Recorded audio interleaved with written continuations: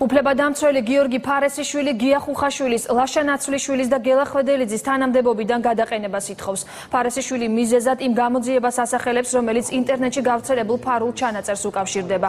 პირადი ცხოვრების ამსახველ ვიდეო მასალაში თავად გიორგი ფარესიშვილიც ფიგურირებს.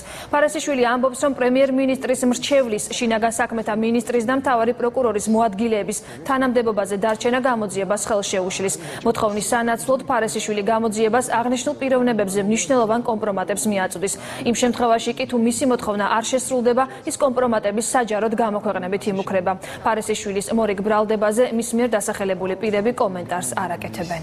დაფარვასთან დაკავშირებით, სადაც ამ სამ ადამიანს ეხება ეს ფაქტები და ამ ფაქტების კიდევ დამატებითი ფაქტების გამომზაურების შემდეგ, რა თქმა უნდა, თუ გამოძიება ობიექტურად ჩატარდა, მათ არა მარტო თანამდებობის დატოვება, ციხეც არ აცდებათ.